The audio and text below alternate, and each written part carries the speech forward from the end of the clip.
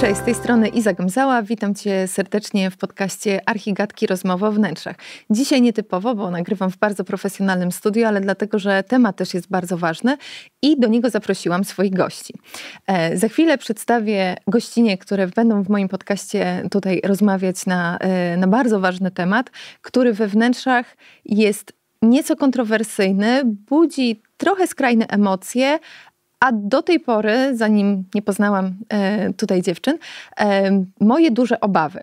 Mowa o ogniu we wnętrzach. Ogniu, który jest atawistyczną potrzebą każdego mojego klienta, bo w wielu wymaganiach do projektów widzę, że klienci mają potrzebę posiadania ognia we wnętrzu w formie kominka albo biokominka, wtedy, kiedy nie ma takiej możliwości. No i jest wielu producentów, którzy właśnie takie biokominki produkują, ale one zawsze spotykały się z moją dużą ostrożnością, dlatego że media co jakiś czas informują o sytuacjach pożaru, poparzenia w wyniku złego korzystania właśnie z takich urządzeń. Dlatego biorąc pod uwagę właśnie kwestię bezpieczeństwa, tego jak te biokominki mogą być po prostu we wnętrzach niebezpieczne, przestrzegam o tych moich klientów i bardzo często rezygnujemy z tego elementu wnętrza w moich projektach. Jednak ta potrzeba posiadania ognia we wnętrza pozostaje po prostu niezaspokojona. No i chcąc zmierzyć się z tym tematem, poszukać, czy na rynku są dostępne jakieś inne, alternatywne rozwiązania właśnie tego tematu, trafiłam na polskiego producenta Planikę, który w swojej ofercie ma kominki BEV, które są, jak się okazuje, czymś zupełnie innym niż popularne biokominki. Dlatego, żeby rozwiać wątpliwości, zapoznać się ze szczegółami, detalami tego rozwiązania, zaprosiłam do mojego podcastu przedstawicielki firmy Planika, aby wypytać je o szczegóły, detale tego rozwiązania. I to jest ten odcinek podcastu, który zdecydowanie lepiej oglądać niż tylko słuchać, bo będzie dzisiaj prawdziwy ogień. Witam w moim podcaście przedstawicielki firmy Planika, Katarzynę Maciejak i Edytę Nowak, które w firmie Planika odpowiedzialne są za stworzenie strategii i działań współpracy z dystrybutorami i architektami właśnie. Zgadza się. Dzień dobry. Dzień dobry. Cześć dziewczyny, bardzo Wam dziękuję za przyjęcie zaproszenia do mojego podcastu i zmierzenie się z tematem, który właśnie wśród wielu architektów, projektantów jest kontrowersyjny, budzi skrajne emocje, a wśród klientów pewną dezorientację. No i dzisiaj chciałabym, żebyśmy raz na zawsze zmierzyły się z tym tematem, zobaczyły, jakie jako projektanci i klienci mamy możliwości posiadania żywego ognia właśnie w naszych wnętrzach. Wspomniałam w zapowiedzi o tym, że firma Planika posiada kominki BEV. Czym są kominki BEV? Skąd ten skrót? Jak się w ogóle pojawiła idea i sam pomysł właśnie na tego typu urządzenia? Technologia BEV, mogę od razu rozwinąć ten skrót z języka angielskiego Burning Ethanol Vapors, czyli spalanie oparów etanolu. Jest to opatentowany wynalazek polskich inżynierów. Jest to technologia, która zaimplementowana jest do naszego kominka, który tak naprawdę sterowany jest przez komputer w środku, a kontrolowany przez szereg czujników bezpieczeństwa, co tworzy właśnie ten kominek bardzo, bardzo bezpiecznym. I dzięki tej technologii BEV możemy dać klientowi kominek, który po pierwsze może mieć bardzo długą linię ognia, może być sterowany pilotem, smartfonem, a jednocześnie jest bezobsługowy, jest czysty, jest ekologiczny również. Okej. I to dotyczy, rozumiem, właśnie kominków, tak? Ta technologia w waszej firmie, bo w ogóle firma Planika zajmuje się w swoich działaniach żywym ogniem. To tak. Nie jest wydruk, to nie jest jakaś symulacja, to nie są kominki elektryczne. To jest prawdziwy ogień, który jakby pochodzi właśnie ze spalania oparów etanolu. Firma Planika zajęła się produkcją kominków już 20 lat temu i początkowo były to proste urządzenia, niezaawansowane technologicznie i zawsze dla nas priorytetem było rozwijać się właśnie w stronę tego, żeby te kominki stały się bezpieczne. Dlatego my też przeszliśmy pewną drogę, nie od początku mieliśmy tą technologię, nie od tego zaczął się początek firmy. Tak? Początek firmy zaczął się od prostych rozwiązań. Z biegiem czasu inżynierowie byli nastawieni nastawieni jak najbardziej na to, żeby rozwinąć tą technologię do takiego etapu, w którym korzystanie z tego typu urządzeń będzie bezpieczne. Zawsze to bezpieczeństwo było takim priorytetem. No właśnie, tutaj dużo będziemy mówić w czasie tego podcastu na temat bezpieczeństwa. Skąd w ogóle pojawił się taki pomysł, żeby trochę odejść od tych tradycyjnej technologii biokominków i pójść właśnie w kierunku nowej technologii, która na pierwszym miejscu właśnie to bezpieczeństwo będzie stawiała? Czy to jest właśnie no tak jak pokłosie tych wypadków, o których słyszeliśmy w mediach, ciężkich poparzeń, pożarów? To się właśnie wydarzyło w miarę naturalnie, ponieważ jakby sami mierzyliśmy się z tymi problemami jako firma, tak? Sprzedawaliśmy również początkowo, to było 20 lat temu, takie manualne kominki na etanol. Mierzyliśmy się z jakąś ilością reklamacji, z narzekaniem klientów na przykład na nieprzyjemny zapach z kominka, więc naturalnie dążyliśmy do tego, żeby ten produkt był lepszy. Też wnętrza i oczekiwania klientów przez te lata się zmieniły. Klienci są bardziej wymagający. Kiedyś kominek był taką dużą, prostokątną zabudową, takim centralnym punktem salonu. Teraz wnętrza wyglądają zupełnie inaczej. Bardzo często takim centralnym punktem jest tak zwana ściana medialna, czyli jest telewizor, jest właśnie długa linia ognia pod tym telewizorem albo z boku tego telewizora, bądź bardzo popularne są kominki, które rozdzielają pomieszczenie. Mamy na przykład część jadalną i część taką wypoczynkową. I jakby wiedzieliśmy, że też musimy dostarczyć klientom nie tylko bezpieczny ogień, ale też długi ogień, żeby właśnie odpowiadał tym wnętrzom. Także naturalnie z potrzeb rynku, z potrzeb klientów po prostu wyłoniła się ta technologia BFV. I ona jest charakterystyczna dla was? Czy to jest technologia, którą mają również inne firmy? To jest popularne na świecie, a u nas nowością? Tak, to jest charakterystyczna technologia dla nas, to jest technologia opatentowana i tak naprawdę jest na rynku wyjątkowa. I produkowana w Polsce. Produkowana w Polsce, w Bydgoszczy. No proszę.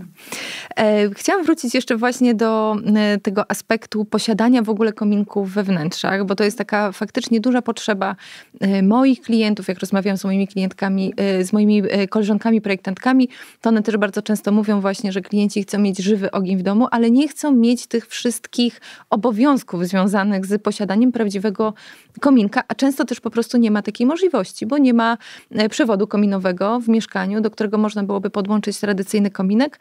No a poza tym no, sadza, zapach, konieczność przechowywania gdzieś drewna, sezonowania go jest po prostu trudna. Tak. I tutaj odpowiedzią właśnie jest urządzenie, które nie potrzebuje tego wszystkiego, żeby funkcjonować. No, mamy kilka możliwości tak naprawdę nadal, jeśli klient nie chce mieć kominka na drewno, bo może mieć na przykład kominek elektryczny, ale to nie jest prawdziwy ogień, tak? Klienci jednak dążą do tego, żeby to był prawdziwy, żywy ogień. Nadal jest kominek gazowy, który daje taki piękny ogień. Trochę wyklucza ten problem przynoszenia drewna, tej sadzy, czyszczenia co chwilę tego kominka.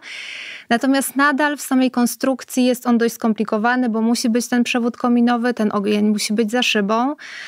Więc faktycznie ten kominek BFV jest bardzo dobrą alternatywą dla osób, które nie chcą mieć szyby, nie chcą mieć przewodów kominowych, nie chcą bądź nie mogą też, bo jest jakby już dużo miejsc w Polsce i na świecie, w których na przykład budowane są bezkominowe domy, więc faktycznie ten kominek BFV jest znakomitą alternatywą dla takich klientów. Okej, zanim w ogóle pokażemy kominek, bo możemy i zrobimy to dzisiaj, żeby właśnie pokazać, jak on funkcjonuje, to jeszcze chciałabym się odnieść do tej różnicy między biokominkami a kominkami firmy Planika, właśnie z tą technologią BFV. Dlaczego tak wyraźnie i dosadnie komunikujecie, że to jest inny produkt, że to nie jest inny rodzaj po prostu biokominka? Tak. Faktycznie nazywamy nasze urządzenia kominkami z technologią BEV, dlatego że one się diametralnie różnią po prostu od biokominków. Jedną z takich różnic jest to, że my paliwo w zbiorniku jest odseparowane od płomienia, jest oddalone, jest zamknięte w hermetycznym pojemniku i nie ma bezpośredniego kontaktu między paliwem a ogniem. To jest trochę tak, jak w samochodach mamy zbiornik z paliwem, a silnik w innym miejscu i to stanowi o tym, że jest bezpiecznie się poruszać takim samochodem. Czyli to jest ten sekret tego bezpieczeństwa właśnie. To jest jeden z sekretów tego bezpieczeństwa. Kolejnym sekretem jest sposób uzupełniania paliwa, sposób nalewania. To jest właśnie coś, co za chwilkę zaprezentujemy. Tutaj również nie robimy tego manualnie, używamy specjalnej automatycznej pompki, która znowu eliminuje wszelakie ryzyko popełnienia ludzkich błędów, które są popełniane przy kominkach manualnych i które doprowadzały niestety do tych wypadków, o których wspomniałaś, do tych poparzeń. To w zdecydowanej większości ten moment uzupełniania paliwa jest tym krytycznym momentem, w którym dochodziło do wielu takich zdarzeń. No Więc właśnie. znowu my stwierdziliśmy, że musimy znaleźć sposób, żeby wyeliminować ten błąd, żeby po prostu urządzenie było bezpieczne. Czyli tym kominkiem eliminujemy sam ogień do kontaktu tak jakby z paliwem. Nie ma tutaj bezpośredniego połączenia. To są dwa rozdzielone elementy. I jest zabezpieczenie przed nieprawidłowym dopełnianiem pojemnika w trakcie palenia, po paleniu. No bo też te wypadki, które były opisywane w mediach, one w większości przypadków nie były wadami tak jakby samego produktu, tylko nieprawidłowego używania, a w zasadzie dolewania tego paliwa w trakcie palenia albo tuż po zgaszeniu, kiedy ten pojemnik był jeszcze ciepły. Tak, czasami nie widać po prostu płomienia również w takim urządzeniu, ponieważ płomień może się tlić poniżej linii, którą my widzimy, więc to jest też taki moment, który doprowadzał do tego, że komuś mogło się wydawać, że to już jest bezpieczne, a nadal nie było. Dodatkowo często takie urządzenia pojawiały się też w restauracjach, w hotelach, a tam dochodziło do tego, że po prostu zajmował się tym ktoś, kto, nie wiem, rozpoczął pracę danego dnia, ktoś mu powiedział, włącz ten kominek i tak jak wspomniałaś, to bardziej niewiedza, ludzki błąd, ale też jakby życie i my jakby chcemy pomyśleć tutaj jakby trochę za klienta,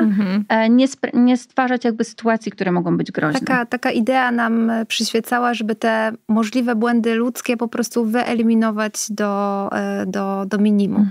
Stąd właśnie ta pompka, która uzupełnia paliwo, więc jest to całkowicie tak naprawdę oderwane czy pozbawione tego ryzyka, że ktoś mógłby to zrobić nieopatrznie jeszcze do gorącego kominka, albo gdyby ten ogień jeszcze się pojawił. Ja myślę, że teraz byłby super moment na to, żebyśmy właśnie pokazały, jak to wygląda, jak obsługiwać nasze urządzenie, jak proste jest nalewanie paliwa, no i oczywiście jak prezentuje się sam płomień. No to zróbmy to, bo przyjechałyście dzisiaj z kominkiem pokazowym, z którym wiem, że też jeździcie do pracowni projektowych i pokazujecie właśnie architektom czy klientom sposób działania tego kominka, ale rozumiem, że to jest taki model nie jeden prototypowy, tylko dokładnie zasada działania tego kominka pokazowego jest taka jak produktów z tej linii. Tak, on posiada wszystkie cechy urządzenia FLA 3, naszego flagowego modelu, także będziemy mogły to za chwilkę zaprezentować. Okej, no to przejdźmy od słów do czynów i zobaczmy, jak to urządzenie wygląda w praktyce, jak wygląda nalewanie i jak prezentuje się ogień, no bo to jest najważniejsze. Super. No dobrze, to na stół tutaj wjechał kominek z technologią BFV, więc chciałabym, żebyście teraz opowiedziały i pokazały przede wszystkim, jak go napełniać, uruchomić, tak żeby właśnie zobaczyć ten żywy ogień. Tak jak mówiłyśmy, to jest tak naprawdę miniatura tego naszego flagowego produktu. On ma wszelkie cechy, wszelkie funkcjonalności FLA 3.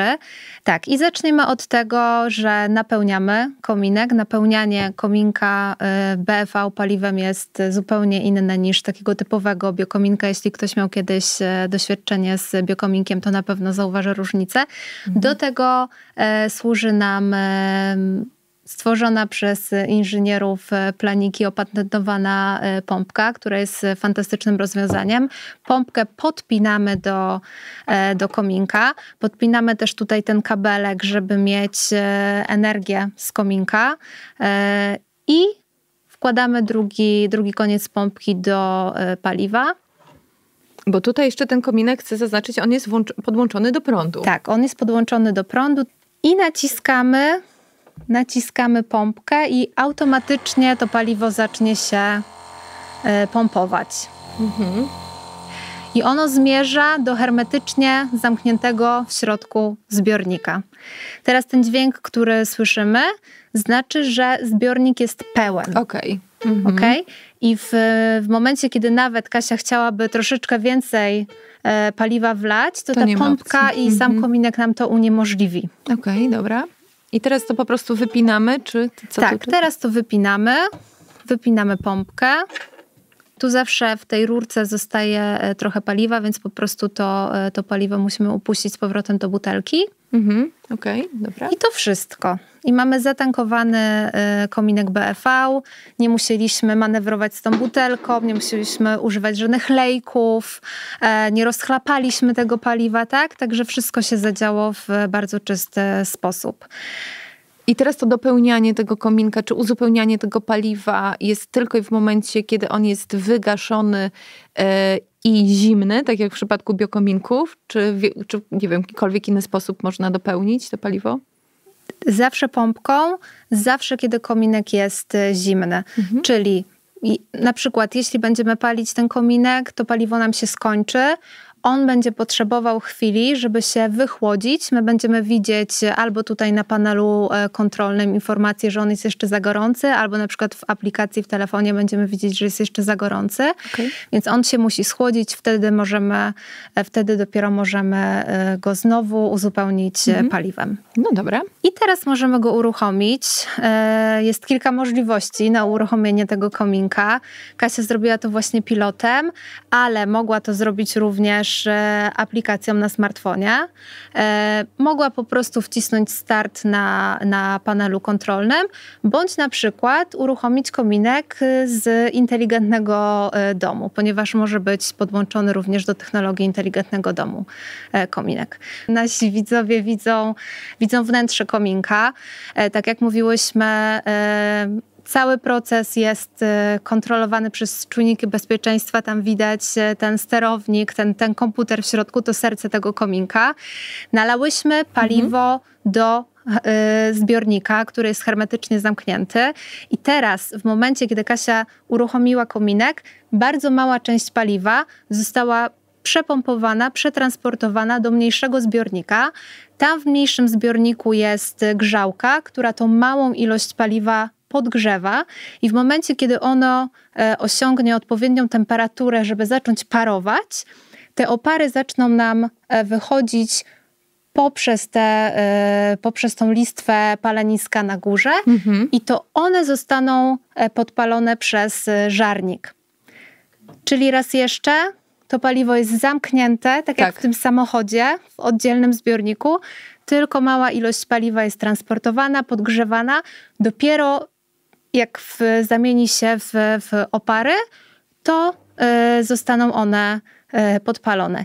Czyli to nie jest też taki efekt, że podpalamy i ten ogień pojawia się od razu, tylko trzeba chwilę poczekać, żeby rozgrzać to paliwo, rozgrzać te opary, żeby one zaczęły się pojawiać i ten efekt tego ognia jest widoczny po chwili. Także to, że on się nie pojawił od razu, to nie jest żaden błąd tego urządzenia, tylko właśnie to wszystko tak jak miało być, to tak dokładnie się zadziało. Kominek już działa, zaczął tutaj już ten żywy ogień tak naprawdę dosyć mocno nas ogrzewać i faktycznie jest takie doświadczenie i takie wrażenie jak przy tradycyjnym kominku, kiedy można przy nim usiąść i poczuć po prostu ciepło tego ognia. I to jest chyba takie najbardziej przyjemne właśnie wrażenie z tego ognia, że nie jest to symulacja ognia, nie jest to zimny ogień, w który można włożyć palce, ale jest to naprawdę taki żywy ogień w mieszkaniu. Kominek się rozpalił po krótkim czasie, czyli w momencie, Kasiu, kiedy wlałaś to paliwo, uruchomiłaś, on potrzebował chwili na to, żeby się rozgrzać, w końcu się pojawił. I co się dzieje dalej? Jak ta technologia dalej tutaj pomaga właśnie, wspomaga to użytkowanie, żeby ono właśnie było takie bezpieczne? Teraz dodatkowo możemy jeszcze sterować wysokością płomienia. Do tego służy nam pilot lub aplikacja i w tym urządzeniu FLA 3, w naszym flagowym modelu, mamy 6 poziomów płomienia. Co oczywiście daje możliwości dostosowania też potrzeby ciepła w danym pomieszczeniu i efektu, jaki chcemy uzyskać. Tak, ja teraz ustawiłam ten najwyższy ogień, żeby pokazać właśnie, jakie są możliwości. Ten ogień zawsze potrzebuje chwili, żeby się ustabilizować. To wynika z tego, że jeśli ja chcę mieć większy ogień, ustawiam to na pilocie, to po prostu większa ilość oparów jest produkowana.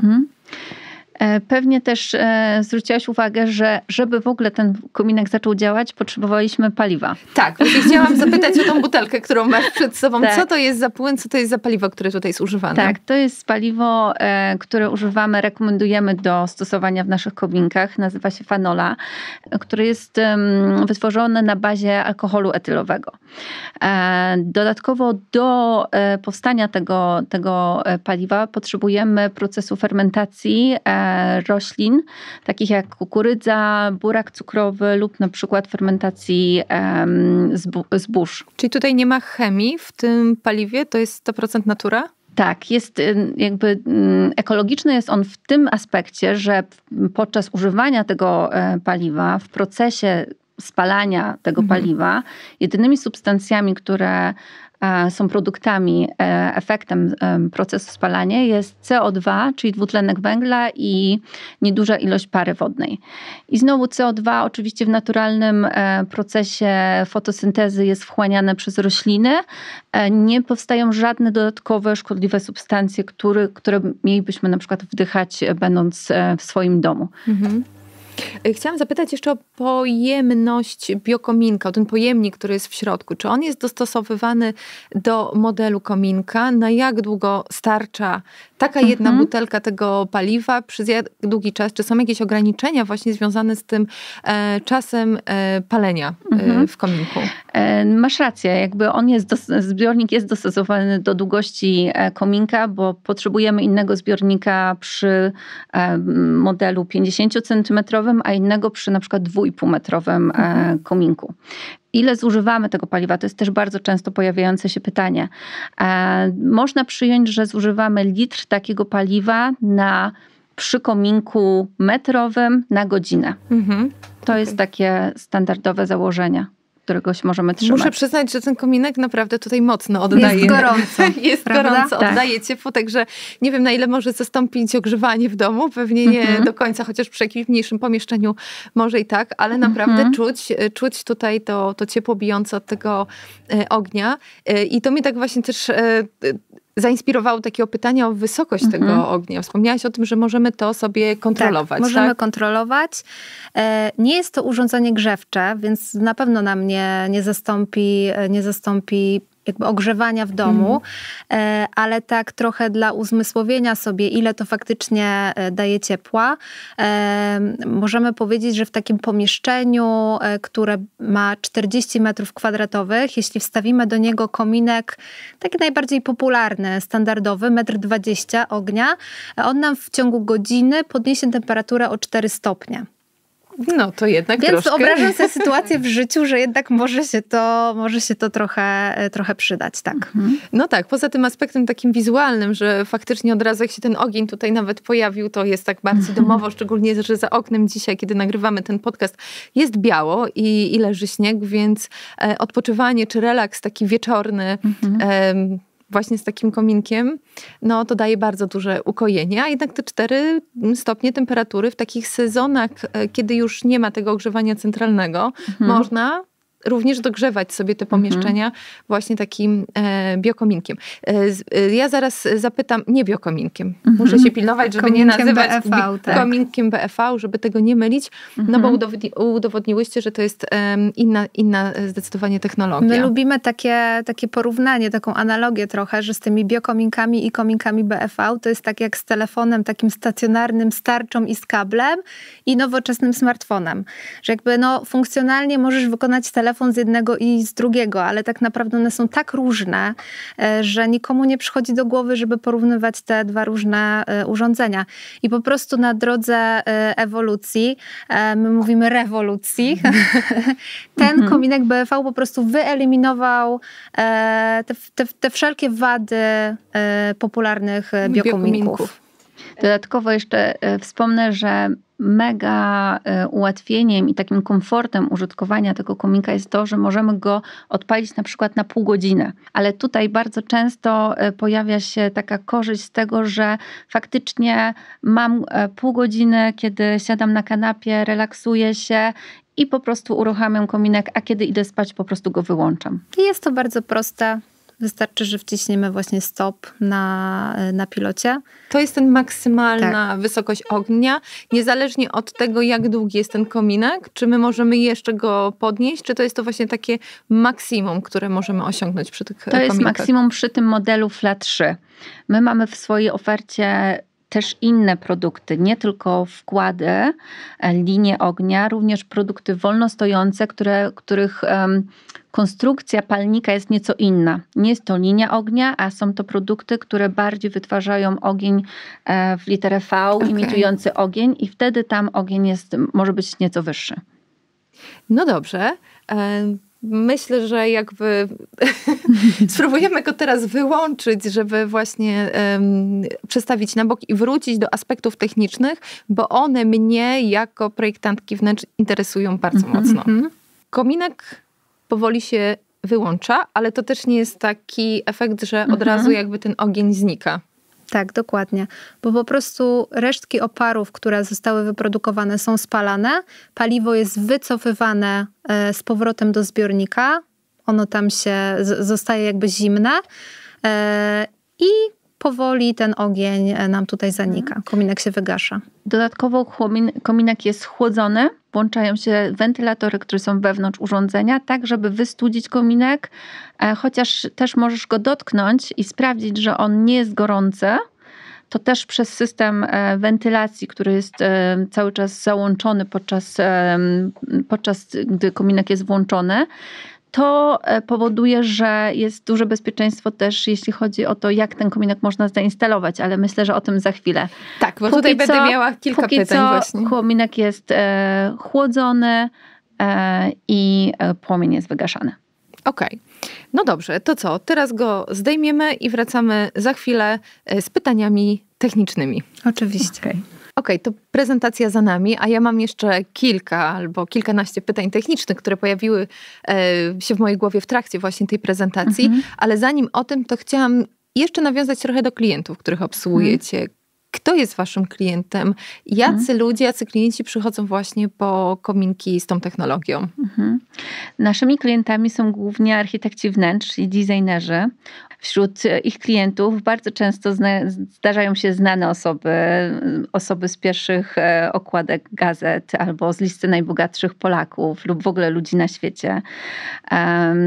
Jest też paru znanych piłkarzy, którzy są naszymi klientami, jak na przykład Ronaldo, albo ostatnio piłkarz Arsenalu Londyn, Reiss Nelson, którego reakcje na to, jak zobaczył kominek w swoim salonie, był to kominek 2-metrowy, FLA 3, zainstalowany poniżej telewizora.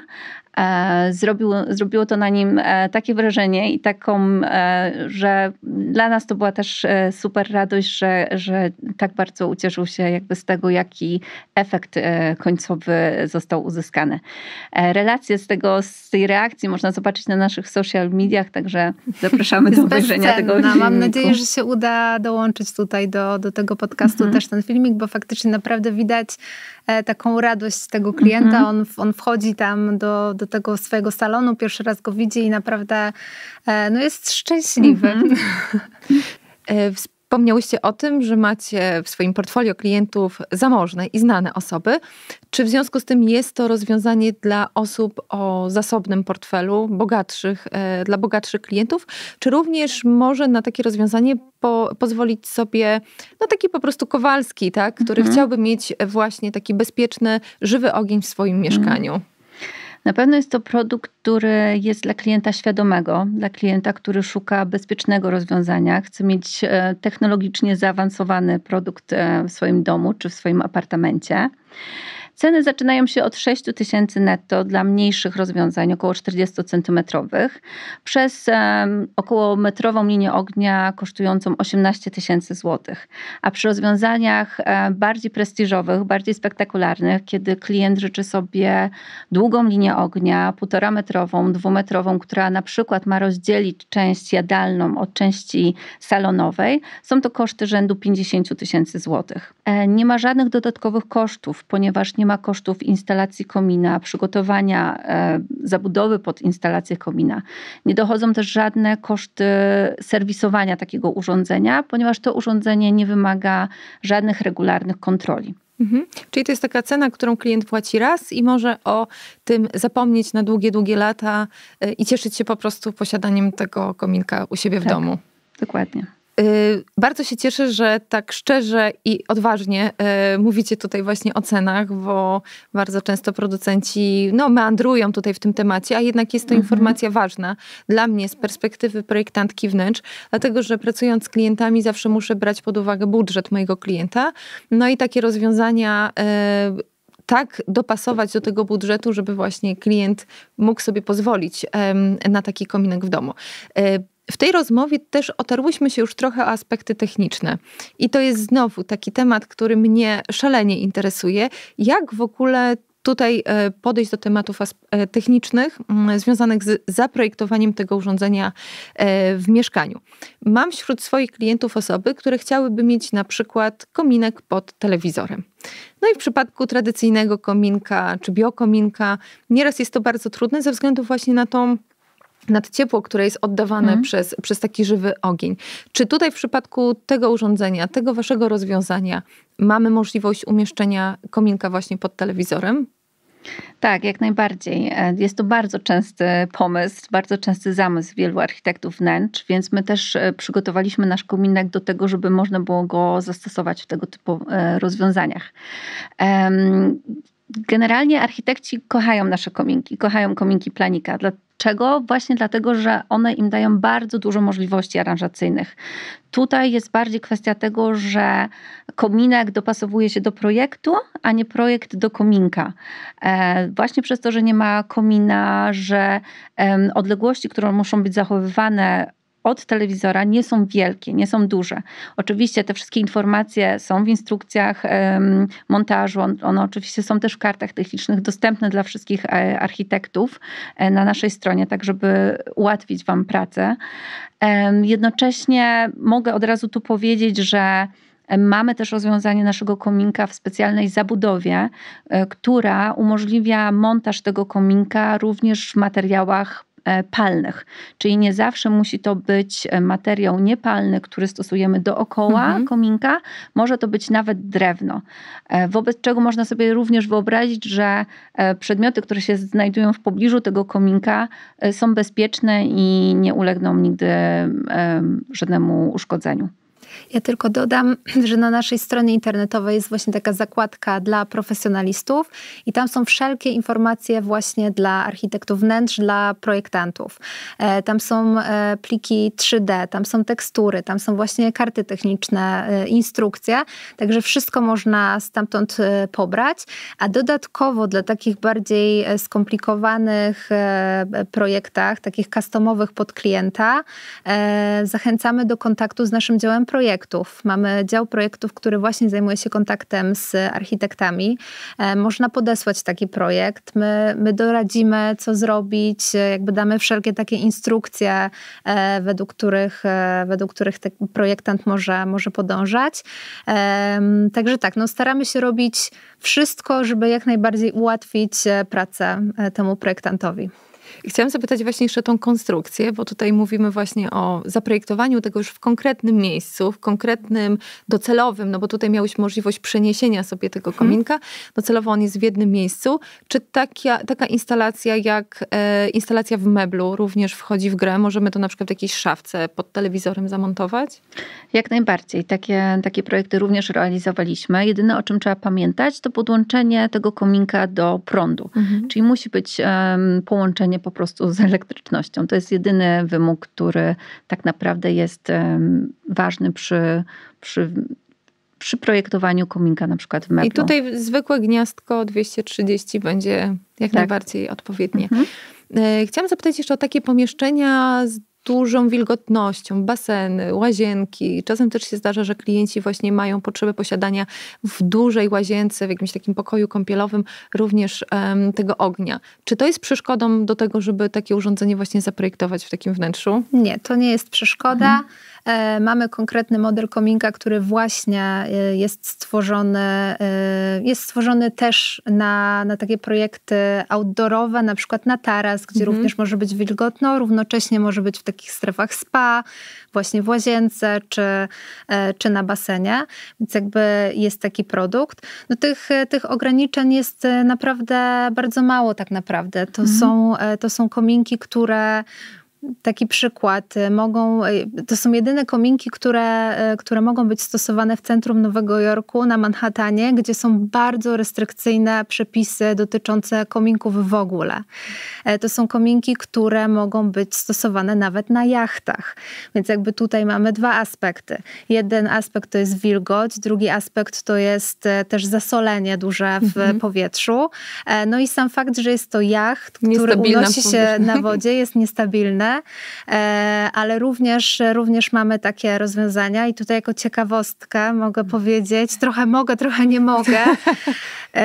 Prowadzimy właśnie w tym momencie taki duży projekt z naszym dystrybutorem z Wielkiej Brytanii.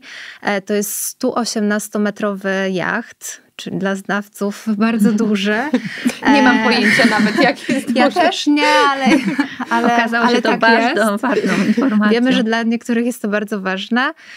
118 metrów jacht, na którym będzie kominek BV Planika. No i tutaj taka ciekawostka, Kasia wspominała, że nie zawsze możemy mówić o tym, dla kogo robimy te kominki, ale jest to kominek dla osoby, która jest w trójce najbogatszych ludzi na świecie. Także można strzelać. 33% Można szansy. strzelić. Można strzelić. Mi zawsze takie informacje, kiedy właśnie firmy prezentują takich klientów, które mają w swoim portfolio, zawsze przepełnia ogromna duma. Że jest polski produkt, produkowany właśnie w Polsce, wymyślony przez polskich inżynierów i on trafia naprawdę do domów, jachtów, apartamentów, tych osób, które mają... są bardzo rozpoznawalne, mają jakiś ogromny wpływ na to, jak cała sytuacja na świecie wygląda. Także przepełnia mnie ogromna duma właśnie zawsze wtedy, kiedy myślę sobie, że to jest taki fajny przykład produktu, którym możemy się naprawdę poszczycić i pochwalić na świecie, że jest coś tak innowacyjnego. Także serdecznie wam gratuluję, bo to naprawdę robi ogromne wrażenie. A ja jeszcze chciałam zapytać was trochę też w kontekście klientów o to, z kim lubicie najbardziej pracować. Jakich klientów cenicie najbardziej? Kogo najchętniej zapraszacie właśnie do współpracy z wami? Kto jest właśnie taką waszą docelową osobą, docelowym klientem? No my działamy przede wszystkim, o czym jeszcze nie mówiłyśmy, globalnie. Działamy na całym świecie, na wszystkich kontynentach. Zrealizowaliśmy tysiące projektów. My pracujemy przez sieć naszych dystrybutorów, czyli nasi partnerzy są naszymi ambasadorami w poszczególnych krajach, w poszczególnych miastach, gdzie mają zazwyczaj swój showroom, prezentują parę naszych produktów, potrafią klientowi też wytłumaczyć, na czym polega technologia, zaprezentować te korzyści z użytkowania naszego produktu. Ale oczywiście dystrybutorzy to jest ta jedna część, jeden aspekt. Tak naprawdę my się skupiamy i dla nas priorytetem są architekci wnętrz, dla nas priorytetem są designerzy, ponieważ wiemy, że to oni bardzo często są osobami, które decydują o tym, czy w ogóle kominek się pojawi w danym projekcie, czy nie. Klienci prywatni polegają na ich zdaniu, liczą się z tym, co oni im zarekomendują. Wspominałaś sama o tym, jak często ty doradzałaś lub odradzałaś komuś użycie biokominka lub jakiegoś innego produktu. Więc my sobie zdajemy z tego sprawę, że dla nas najbardziej istotne jest edukowanie i uświadamianie architektów wnętrz w ogóle na temat tego, że taki produkt istnieje, bo po prostu wiemy, że jeszcze długa droga przed nami do tego, żebyśmy dotarli do wszystkich, żeby wszyscy mieli świadomość, że w ogóle coś takiego istnieje, coś takiego super jest na rynku, co można zastosować w bardzo fajny sposób. Dlatego tutaj wspólnie z dystrybutorami na lokalnych rynkach organizujemy eventy, organizujemy spotkania dla architektów, bierzemy udział w targach branżowych dedykowanych architektom, jak Architects at Work na przykład, albo jesteśmy zawsze obecni na Salonie w Mediolanie, także zapraszamy również w tym roku, żeby odwiedzić nas i zobaczyć tam też kominek na żywo. Tutaj lokalnie w Polsce zapraszamy też wszystkich, którzy mają możliwość do odwiedzenia naszej firmy w Bydgoszczy. Mamy tam też showroom, możemy pokazać rozwiązania, można zobaczyć naszą firmę, naszą fabrykę, nasze biura. Także jeśli ktoś miałby możliwość dotarcia do Bydgoszczy, to serdecznie zapraszamy. A jeśli nie w Bydgoszczy, to osoby, które dzisiaj wysłuchały czy obejrzały właśnie odcinek podcastu i chciałyby zobaczyć same na żywo, jak w ogóle wygląda sam proces odpalania kominka, jakie są takie doznania towarzyszące funkcjonowaniu tego kominka, czy mogą w jakiś sposób dotrzeć właśnie do przedstawicieli, osób, które mogłyby zaprezentować właśnie działanie? Tak, na naszej stronie jest mapa dystrybutorów, zarówno tych w Polsce, jak i na całym świecie, także można swobodnie wejść na mapę, wyszukać region, który nas interesuje i tam dostaniemy wszelkie dane do kontaktu, adres, telefon, mail i można się swobodnie kontaktować z dystrybutorem. I z takim małym kominkiem, jak dzisiaj zaprezentowałyście, rozumiem, że można się umówić na spotkanie, również z klientem, tak żeby każdy zainteresowany miał okazję zobaczyć, jak to działa? Tak, jak najbardziej. Nasi dystrybutorzy oczywiście robią prezentacje u siebie w sklepach, u siebie w showroomach, ale niejednokrotnie właśnie zabierają ten kominek, jadą do biura na przykład architekta, bądź na przykład jadą w ogóle na budowę do inwestora i również prezentują produkt. Także to jest bardzo ważne, że my możemy faktycznie wziąć ten kominek i pokazać go zainteresowanym osobom. Ten kominek pokazowy i w ogóle doznanie, jakby zobaczenie kominka na żywo, to nie tylko zobaczenie, czy płomień jest ładny, bo to jeszcze można troszkę zerknąć, wykorzystać, nie wiem, materiały wideo, można zobaczyć na zdjęciu, jak ten płomień się prezentuje. Takim kluczowym aspektem przy prezentacji na żywo jest to, że klient faktycznie czuje, że nie ma żadnego brzydkiego zapachu. To jest też często taki aspekt, który pojawia się jako obiekcja wobec biokominków, który tutaj dzięki naszej technologii został również wyeliminowany. I faktycznie wtedy, kiedy klient odpala i mówi, nic nie czuję, to jest też taki przełom, kiedy klient bardzo często dokonuje tej decyzji, że to jest produkt, który chciałby mieć w swoim projekcie lub chciałby mieć w swoim domu. Ten aspekt tej sieci dystrybutorów, że w zasadzie niezależnie od tego, w którym mieście projektuje się dane wnętrze, można zobaczyć na żywo, jak wygląda właśnie funkcjonowanie tego kominku. To jeden z ważniejszych aspektów współpracy z architektami. Ale co jeszcze jest takiego ważnego właśnie w waszej pracy z projektantami, który ułatwia taką codzienną pracę projektantowi i po prostu pomaga też mu zaprojektować ten produkt w wnętrzu klienta? Tak jak wspomnieliśmy, mamy specjalną zakładkę na naszej stronie, która się nazywa dla profesjonalistów. Tam architekci znajdą wszelkie techniczne informacje, ale mogą również korzystać z bezpłatnej konsultacji z naszym działem projektów. Mamy stworzony dedykowany dział dla właśnie konsultacji bieżącej z architektami, żeby to nie trwało dniami, godzinami.